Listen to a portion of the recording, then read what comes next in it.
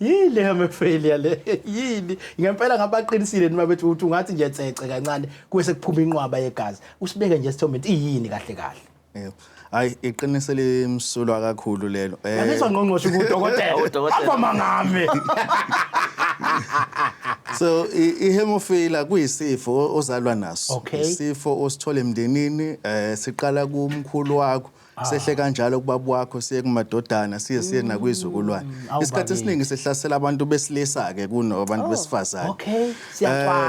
siyacwasa impela kakhulu ngoba sifuna nje umuntu wesilisa lesi sifo ke umuntu usuke eshodelwa ezinye zezicu ezakha ihluli so lesicu basishode ihluli alikwazi ukuthi lenzeke so uma ukuthi usuyasikeka nje kancane alikwazi ukuthi lenzeke ihluli umuntu egcine sopha kakhulu ngoba phela ihluli lona eligcina libloka ligcina ukuthi ungabusopha kakhulu umzimba udalwe ngenye indlela ayikho into engenzekele nje ingenasidingo sayo hayi uNkulunkulu wayenesikhathi impela manje mfowethu ubona ngani ukuthi kungenzeka kuba ngiyomuntu onaso lesifo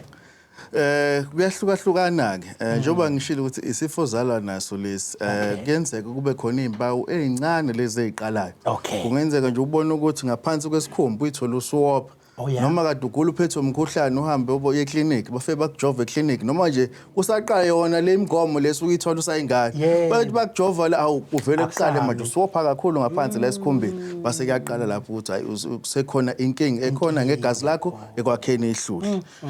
kuyenzeka ke kuqhubeka ekuhambeni kwesikhathi ke njengoba izingane zikhula ziyadlala bawulimala uyaqala usuwopha kakhulu ihlula lakheki basukhulile uyaqala kwenzeka uvuvukala amadolo kuvukale onke amalungu omzimba aqala abebhlungu ngoba usukuwopha ngaphakathi base kungaphezulu ke kwamandla lapho uzobona usuphuma khona umbongozeni noma usuwenzeka usuphalaza igazi kwesinye isikhathi ugcina usuchama lona igazi noma basuyahamba ngale endlini yangasese ugcina usukhipha lona igazi lodwa leli hayi isifo esijule ngempela